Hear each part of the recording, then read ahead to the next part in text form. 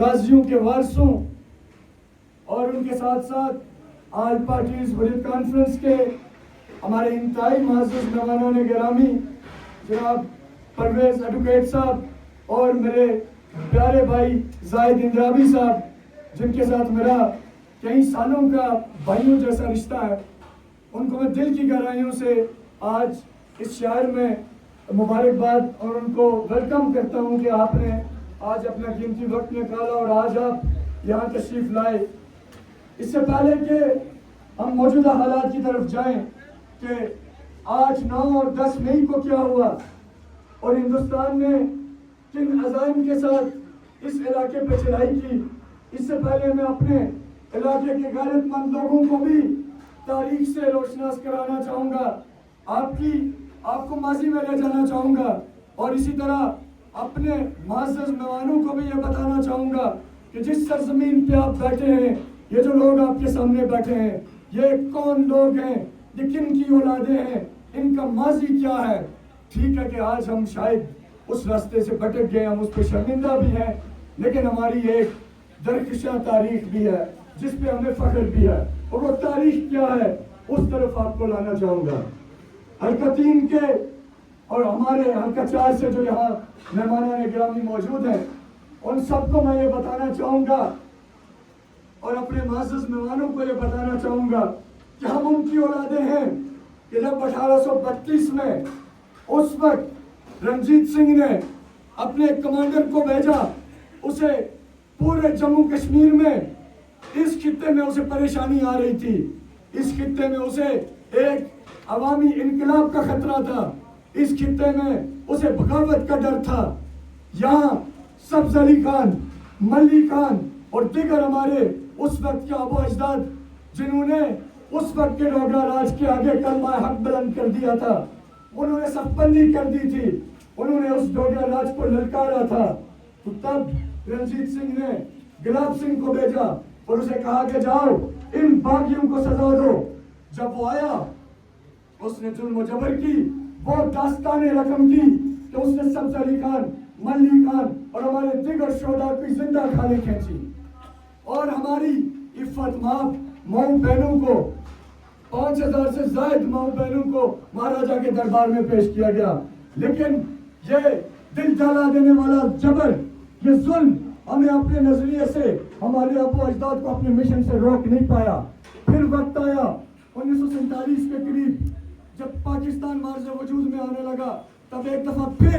یہاں کے غیرت مند لوگوں نے غازی ملت کی قیادت میں علم بغاوت بلند کیا، مہاراجا کے خلاف لڑے، کیپٹن حسین خان شہید کی صورت میں، شہداء دوتان کی صورت میں اور شہداء نامنوٹا اور بے شمار شہداء کھائی کلا کے شہداء، اس چپے چپے پہ ہمارے عظیم شہداء کی قبریں ہیں، وہ پھر اٹھے اور پھر انہوں نے اس نب مکار دشمن کے خلاف جنگ لڑی اور پھر آپ نے دیکھا کہ یہ خطہ جو آج آزاد کشمیر کہلاتا ہے، یہ ان کی قربانیوں کے طفیل آزاد ہوا۔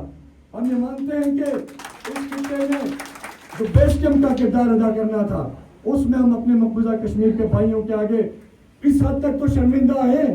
کہ ہمارے نالائق، نکمے اور میں معذرت کے ساتھ یہ بھی کہوں گا کہ شاید بے غیرت حکمران اس منزل کی طرف تو نہیں جا سکے، لیکن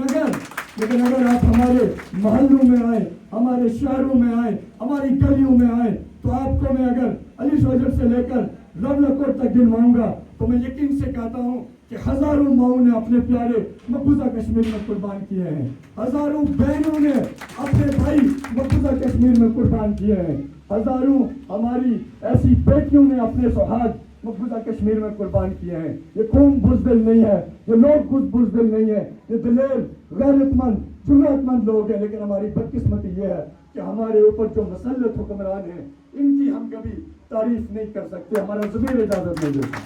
کیونکہ انہوں نے ہر دور میں، ہر وقت میں اس تحریک سے، ان نسلوں سے غداری کی ہے، وہ چاہے کبھی ان لوگوں کے حقوق کا مسئلہ ہو یا وہ کشمیر کی حق خود ارادیت کا مسئلہ ہو۔ میں ہمیشہ اپنے دوستوں کو کہتا ہوں، میں سمجھتا ہوں کہ حریت کانفرنس کا ایک موقف ہے اور وہ سب کو لے کے ساتھ چلتے ہیں، لیکن آزاد کشمیر میں آج اس حق خود ارادیت کی تحریک کو بہت آگے لے جا چکے ہوتے اگر یہاں غازی ملت رہتے، اگر یہاں سردار خالد ابراہیم جیسا حکمران ہوتا، لیکن بدقسمتی سے यहाँ हुकूमत उनके हिस्से में आई जिनको सिर्फ और सिर्फ अपने जायदादें और प्रॉपर्टीज बनाने से रिश्ता है, जिनका ना तो आपके साथ कोई रिश्ता है, उनका ना इन लोगों के साथ कोई रिश्ता है। वो हमारे भी मुजरिम है, वो आपके भी मुजरिम है। इसलिए हम ये समझते हैं कि इस वक्त जो हालिया जो जंग हुई और 8, 9 और 10 मई को जो हालात बने, जिनके ऊपर बहुत खूबसूरत अंदाज में एडवोकेट साहब ने पूरी गुफ्तगू की, और मैं बिल्कुल अग्री करूंगा कि बहुत से लोग ये सवाल करते थे कि पाकिस्तान ने एटमी न्यूक्लियर बनाया क्यों है, इसका क्या करेंगे। तो हाल में बैठे लोगों, क्या अब आप उन्हें बता सकते हो कि ये क्यों बनाया है, या अभी आपको नहीं समझ आई? अगर समझ आई है तो जोर से कहें कि अब समझ आई है। तो इसलिए जो इंडिया का प्लान था वो क्या था, अब उस तरफ आते हैं। एक तरफ उन्होंने मकबूजा कश्मीर में जो जबर, जो बर्बरियत, जो जुल्म किया, उसकी तो एडवोकेट साहब ने आपके सामने एक तस्वीर रखी। अब वो ये चाहते थे कि वो आज़ाद कश्मीर को भी राख का ढेर बना दें। उनका इरादा ये था, नरेंद्र मोदी की सोच ये थी, अजीत डोभाल ये सोचता था, अमित शाह ये सोचता था कि अब उनके मिसाइल हजीरा, काईगला, रावलाकोट, मुजफ्फराबाद, बाग, कोटली और मीरपुर को भी मलियामेट कर देंगे। और वो ये सोचता था, उसकी नीयत ये थी कि फिर उसकी नापाक फौजें नाउज़ बिल्ला फिर इस इलाके में आएंगी, और फिर उसका इरादा ये था कि वो जो मकबूजा जम्मू कश्मीर में बर्बरियत कर रहा है, वही बर्बरियत फिर वो यहाँ शुरू करेगा। लेकिन जब उसके नापाक अज़ाइम की तकमील के लिए उसके बुज़दिल इंडियन एयरफोर्स के जो हवाई जहाज थे वो जब फिजा में बुलंद हुए, वो जो सिंदूर लगा के आए, दूसरी तरफ फिर हमारे जो जवान थे वो नारे तकबीर बुलंद करके फिजा में बुलंद हुए। और फिर दुनिया का मीडिया ये कहता है, ये मैं नहीं कहता, क्या पाकिस्तान का कोई टीवी चैनल नहीं कहता, ये अल जजीरा कहता है, ये BBC कहता है, ये CNN कहता है, ये न्यूयॉर्क टाइम्स कहता है, ये गार्डियन कहता है, ये CNN तुर्क कहता है कि फिर आसमान में दुनिया ने सबसे बड़ी डार्क फाइट देखी। डार्क फाइट कहते हैं तैयारों की फिजा में जंग देखी। एक तरफ हिंदुस्तान के 90 से ज्यादा तैयारे फिजा में बुलंद थे, और दूसरी तरफ नारे तकबीर बुलंद करते हुए आपके और मेरे भाई कलमा हक के लिए लड़ने वाले, तकवा जिहाद फी सबीलिल्लाह का नारा बुलंद करने वाले सिर्फ 40 या 42 तैयारे फिजा में थे, और अपने से 2 गुना ज्यादा भरपूर टेक्नोलॉजी से लेस 30 अरब रुपए के राफेल तैयारे को हमने अपने F-16 और F-17 से गिराया। और फिर जो G-10C उसमें इस्तेमाल हुआ, जिसमें इंडिया के मिग और इसी तरह इंडिया के दूसरे मिराज तैयारों को गिराया गया। और फिर बात यही खत्म नहीं हुई, हिंदुस्तान ने जब फजा में शिकस्त खाई तो फिर उसने जमीनी हमले को तरजीह दी। फिर उसने आज़ाद कश्मीर के बॉर्डर एरियाज से लेकर सियालकोट और शक्करगढ़ और नारवाल पे हमले किए, और जब उसने जमीनी हमले किए तो तब फिर पाकिस्तान ने उसके जवाब में जब जमीनी हमला किया तो फिर आप सब ने देखा कि हिंदुस्तान को पहले तो समझाते रहे बार बार कि तुम ये जंग बंद करो, हम जंग नहीं चाहते, हम पुरअमन लोग हैं, हम खून नहीं बहाना चाहते इस खित्ते में। लेकिन जब हिंदुस्तान जो कि एक वाक़े को बुनियाद बना के बजट था, ताकत के गरूर में था, घमंड में था, और वो ये समझता था कि आज़ाद कश्मीर में तो पाक फौज के खिलाफ माहौल है, वो समझता था कि मैं इसका फायदा उठाऊंगा। वो ये समझता था कि पाकिस्तान में एक सियासी पार्टी ने अपनी ही फौज के खिलाफ प्रोपेगेंडा शुरू कर रखा है, हिंदुस्तान ये समझता था कि वो उसका फायदा उठाएगा, और उसके पीछे कुछ ताकतें भी बैठी थी, उनको भी ये लगता था कि ये सही वक्त है खुदा न खास्ता पाकिस्तान को तोड़ने का और इसके इलाकों पर कब्जा करने का। लेकिन जब फिर उसने जमीनी हमला किया तो तब आपने देखा कि पहले तो दुनिया को पाकिस्तान ने अपना मौक़िफ़ बताया, दुनिया को समझाया कि हम जंग नहीं चाहते। लेकिन जब हिंदुस्तान ने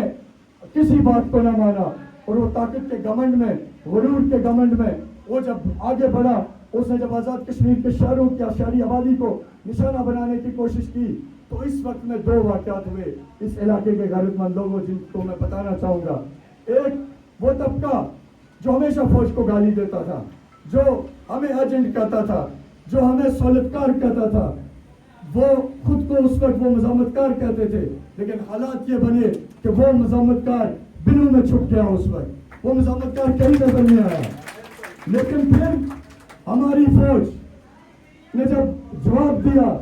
अल फतेह से, गोरी से, فتح استعمال ہوا, صرف باقی میزائل استعمال نہیں ہوئے, لیکن بہت چیزیں تھی. تو جب ہماری فوج نے جواب دیا تو چند سیکنڈز کے اندر آپ نے دیکھا کہ فجر کی نماز کے بعد جب جواباً حملہ ہوا, جب پوری قوم مایوس بھی تھی, پریشان بھی تھی, ایک خوف کا عالم بھی تھا, اور ہمارے اندر بیٹھے وہ لوگ جو انڈیا کی زبان بول رہے تھے وہ لوگوں میں مایوسی پھیلانے کی بات کر رہے تھے, لوگوں کو ڈرانے کی بات کر رہے تھے, لوگوں کو بتا رہے تھے کہ بس اب تو خدا نخواستہ پتہ نہیں کیا ہونے لگا. تب پھر جنرل عاصم منیر کی دلیرانہ قیادت میں پھر جب یہ فیصلہ کیا گیا نماز کے بعد, فجر کی نماز کے بعد جب آپریشن بنیان المرصوص کا آغاز کیا گیا, تو آپ نے دیکھا کہ چند سیکنڈ, چند منٹوں کے اندر ہندوستان کی ادم پور ایئر بیس سے لے کر دہلی تک صرف چیخیں ہی چیخیں تھی. اور پھر صرف یہی نہیں ہوا, صرف بات یہاں نہیں رکی. ہمیں تو شاید یہ لگتا ہے کہ بس وہ جواب گیا اور اس کے بعد جنگ بندی ہو گئی. بات اس سے بھی آگے کی ہے. بات اس سے آگے کی یہ ہے کہ پھر جب ہاٹ لائنز پہ رابطے ہوئے, جو ملکوں کے اندر سفارتکاری کا ایک طریقہ ہوتا ہے, جب ہاٹ لائنز پہ رابطے ہوئے اور جب کچھ بیرونی قوتوں نے پاکستان کو یہ کہنے کی کوشش کی کہ آپ رک جائیں, اور اگر انڈیا کسی مسجد کو, کسی مدرسے کو ٹارگٹ کرتا تو اس کو اجازت دیں, اس وقت پھر پاکستانی فوج کا جو جواب تھا وہ جواب اصل میں ہر گھر گھر پہنچانے والا ہے. وہ جواب یہ تھا field marshal general Asim Munir کی طرف سے, ان کی ٹیم کی طرف سے, کہ اگر ایک پرندہ بھی, اگر ایک پتھر بھی پاکستان یا آزاد کشمیر کی حدود کی طرف مزید آیا تو ہم ہندوستان کو دنیا کے نقشے سے مٹا دیں گے. ہم کسی صورت کمپرومائز نہیں کریں گے, ہم کسی صورت کمپرومائز نہیں کریں گے کہ چاہے وہ کسی مدرسے کو ٹارگٹ کرے گا یا وہ کسی گھر کو کرے گا. اگر وہ ہماری حدود میں اس کے بعد ایک لمحے کے لیے بھی آیا تو پاکستان نے انہیں جواب دیا کہ پھر راجستھان میں جو تمہاری سلیکان ویلی ہے, جہاں تمہارا نیوکلیئر ہے, وہ ہمیں سارا پتہ ہے کہ تمہارا نیوکلیئر کہاں ہے. پھر پاکستان نے اسے بتایا اسی طریقے سے تمہارا جو ہندوستان کے مختلف علاقوں کے اندر RSS کے گنڈا گردی کے جو کیمپ تم نے بنائے رکھے ہیں, پھر ہم ان کو اڑائیں گے. پھر انہیں یہ بتایا گیا کہ اگر اب تم ہماری حدود میں آئے تو تمہارے معاشی سینٹرز کو برباد کر دیں گے. اور پھر صرف یہی نہیں بلکہ ایک اور ملک جو بار بار ہندوستان کو فوجی ساز و سامان دے رہا تھا, جو بار بار ہندوستان کو مشورہ دے رہا تھا کہ مقبوضہ کشمیر کو تو تم پہلے غزہ بنا چکے ہو, مقبوضہ کشمیر کو تو تم پہلے تباہ کر چکے ہو, وہ اسے یہ مشورہ دے رہا تھا کہ اب آزاد کشمیر کو تباہ کرو, آزاد کشمیر پر میزائل مارو. پھر اس ملک کو بھی کہا گیا کہ اگر اس کے بعد تمہارا ایک طیارہ پاکستان کی طرف یا ہندوستان کو کمک دینے کی نیت سے آیا تو تم بھی ہم سے چند 100 کلومیٹر پہ, اور ہمارے جو میزائلز ہیں ان کی رینج اس سے بھی آگے کیا. لہذا تم یہ تیاری رکھو کہ جب تم آگے بڑھے تو تمہیں بھی ہم نیست و نابود کر دیں گے. اور پاکستان کے بارے میں جو لوگ یہ سمجھتے ہیں کہ جی کمزور ملک ہے, جن کو یہ ذہن ہے, جن کے دلوں میں یہ, ان کے لیے میں ایک واقعہ بتاتا چلوں. یہ واقعہ میں نے ایک ایسی شخصیت سے سنا جن کو میں نے ہمیشہ اپنی زندگی میں ایک استاد کا درجہ دیا, ان سے بہت کچھ سیکھا. آج شاید میں آپ کے سامنے بھی ہوں تو یہ بھی اسی عظیم شخص کا, اسی کی تربیت کا نتیجہ ہے. اور وہ میں سمجھتا ہوں کہ امت مسلمہ کا عظیم جنرل حمید گل تھے. تو میں نے ان سے یہ واقعہ سنا, انہوں نے ہمیں یہ بتایا کہ اس سے پہلے بھی ماضی میں ایک دفعہ ایسا موقع آیا کہ اسرائیل کے طیارے فضا میں بلند ہوئے اور انہوں نے پاکستان کے نیوکلیئر پروگرام کو نشانہ بنانے کی نیت کی. یہ اس وقت کا دور ہے جب جنرل ضیاء الحق پاکستان میں حکمران تھے. پاکستان کی انٹیلیجنس نے جب ان کا منصوبہ پہلے ٹریس کر لیا, انٹرسپٹ ہو گیا, پتہ لگا کہ اسرائیل کیا منصوبہ بنا رہا ہے, تو رات کا وقت تھا, اس وقت جنرل ضیاء کو پیغام بھیجا گیا, ان کو بتایا گیا کہ سر اس طرح ہندوستان یہ منصوبہ بنا رہا ہے تو ہمارا کیا رد عمل ہونا چاہیے. تو اس وقت جنرل ضیاء نے اپنے انٹیلیجنس چیف کو مختصر احکامات دیے, صرف یہ کہا کہ اسرائیل سے ہاٹ لائن پہ رابطہ کرو, اسے بتاؤ کہ ہمارے بعد بھی 56 اسلامی ملک ہیں, اللہ کا نام لیوا ہوں گے, لیکن تم یہودیوں کے نام پہ صرف ایک ریاست بنے ہو, ہم تمہیں نیست و نابود کر دیں گے, اس کے بعد دیکھا جائے گا جو ہوگا. اور دوسرا واقعہ وہ بھی میں نے جنرل صاحب سے ہی سنا, اور ایڈوکیٹ صاحب اس میں تصحیح کریں گے اگر کچھ کمی بیشی رہ جائے. پاک بھارت جنگ میدان سج چکا تھا, بادل پہ فوجیں آ چکی تھیں, اور ہندوستان میں پاکستان اور انڈیا کا کرکٹ میچ بھی انہی دنوں تھا. تو جنرل ضیاء بغیر دعوت کے وہاں پہنچ گئے, دہلی پہنچ گئے. جنگ کا ماحول ہے, فوجیں بارڈرز پہ ہیں, ٹینشن کا ماحول ہے. آپ سب نے تو دیکھ لیا کہ جنگ کے ماحول میں کیا ہوتا ہے. تو جنرل ضیاء جب وہاں پہنچے ممبئی یا دہلی میں یہ میچ ہو رہا تھا یا کسی اور شہر میں, تو بہرحال وہاں راجیو گاندھی اس میچ میں موجود تھا دیکھنے کے لیے. اور جنرل ضیاء جب وہ میچ ختم ہوا یا دوران میچ جنرل ضیاء اور اس کا آمنا سامنا ہوا تو جنرل ضیاء نے اسے مسکراتے ہوئے, اور یہ دنیا کا میڈیا بھی لکھتا ہے کہ جنرل ضیاء نے بڑے مسکراہٹ کے ساتھ اپنا ہاتھ آگے کیا راجیو گاندھی کی طرف, ہاتھ ملا اور اس کے ہاتھ کو دباتے ہوئے کہا کہ راجیو, جب تک میں واپس پاکستان کی فضائی حدود میں داخل ہوتا, اگر تم نے اپنی فوجیں واپس نہ بلائی تو میں پاکستان لینڈ کرتے جو پہلا لفظ کہوں گا وہ کہوں گا فائر. اور اس کے بعد نکل آئے. اس کے بعد انہوں نے اس کا جواب نہیں سنا کہ وہ کیا کہے گا, وہ آگے. اور یہ دنیا کی تاریخ گواہ ہے کہ جنرل ضیاء کا طیارہ پاکستان کی فضائی حدود میں داخل ہونے سے پہلے بزدل ہندوستان نے اپنی فوجیں واپس بلا دی. تو آخر میں صرف یہ ضرور کہنا چاہوں گا اور اپنے معزز مہمانوں کو بھی بتاؤں گا کہ اس خطے میں بڑا پوٹینشیل ہے ایڈوکیٹ صاحب. بدقسمتی یہ ہے کہ ہم پہ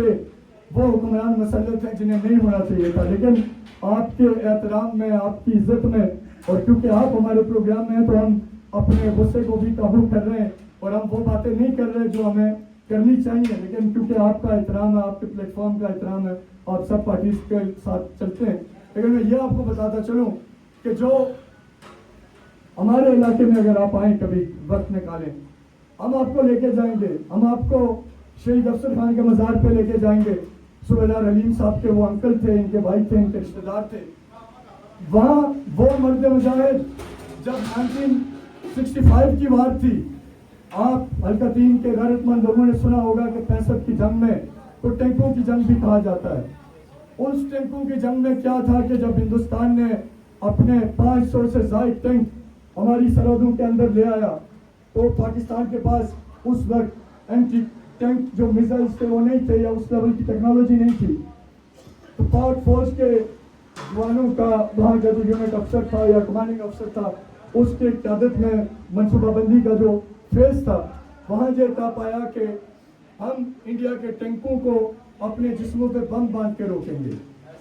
اس وقت کیا ہوا, پھر الکتین اور مظفر آباد اور دیگر علاقوں سے آئے ہوئے غیرت مند لوگوں, ہم کن کی اولاد ہیں, ہم کس خطے سے تعلق رکھتے ہیں. اس وقت یہ ہوا کہ جہاں اور بھی بہت سے پاک فوج کے دلیر جوان کھڑے ہوئے, وہیں اس علاقے سے تعلق رکھنے والے شہید افسر خان بھی کھڑے ہوئے, اور انہوں نے کہا کہ میں بھی اپنے جسم پہ بم باندھوں گا اور میں اس ہندوستان کے ٹینک کے پرخچے اڑاؤں گا. اور پھر وہی ہوا کہ ہندوستان کی جو پہلی کھیپ ٹینکوں کی جب آگے آئی تو پاکستان کے افواج پاکستان کے بہادر جوانوں نے اپنے جسم پہ بم باندھے اور ان ٹینکوں کے پرخچے اڑائے. اور انڈین فوج کا جو اس وقت کا آرمی چیف تھا, اسے جب یہ اطلاع ملی تو اس نے فوری طور پہ اپنے ٹینک واپس بڑھایا. اس نے کہا کہ یہ تو ایسی قوم سے واسطہ پڑے جو جسم پہ بھی بم باندھنے سے گریز نہیں کرتے.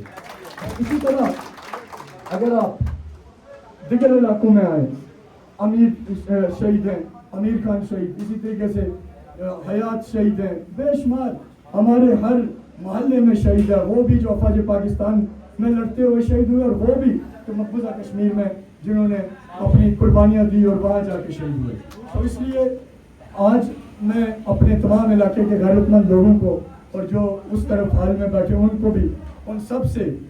اس وطن کی, اس مٹی کی حفاظت کے لیے ایک حلف لینا چاہوں گا. کیونکہ ابھی تو جنگ آپ سب نے دیکھی, جنگ ہمارے دروازے پہ آ چکی تھی, اور اگر اس جنگ کو لڑ کے نہ جیتا جاتا تو کوئی دوسرا راستہ نہیں تھا. اور اگر خدا نہ خواستہ یہ جنگ ہم پہ مسلط ہو جاتی, دشمن کے عزائم کامیاب ہو جاتے, تو ہم کہاں کھڑے ہوتے آپ سوچیں. اگر آج وہ ناکام ہوئے اور اللہ نے ہمیں موقع دیا سب بندی کا, کھڑے ہونے کا, تو میں یہ سمجھتا ہوں کہ ووٹ بات کی بات ہے, سیاست بات کی بات ہے. سب سے پہلے ریاست ہے, سب سے پہلے اس کا دفاع ہے, سب سے پہلے اس کا تقدس ہے, سب سے پہلے اس کی تکریم ہے. تو اس لیے میں تمام علاقے کے غیرت مند لوگوں سے کہوں گا کہ اپنی اپنی نشستوں پہ کھڑے ہوں. آخری میں ایک فکرہ کہتا جاؤں گا اور آپ اس کو دہراتے جائیں گے, جس کا مقصد صرف اس سرزمین کا دفاع, اس سرزمین کی حفاظت اور اس سرزمین کی آزادی اور اس سرزمین کے تقدس اور اس سرزمین کی بقا اور اس کے دفاع کا ہم نے ہمیشہ کے لیے ناقابل تذکیر بنانا ہے. تو اپنے اپنے جھنڈے بھی جن کے ہاتھوں میں ہیں ان کو اونچا رکھیں, کیونکہ اس پرچم نے سربلند ہونے کے لیے آنا ہے انشاءاللہ. تو میں جو کہتا جاؤں گا آپ نے بھی میرے ساتھ اس کو دہرانا اسی طرح سے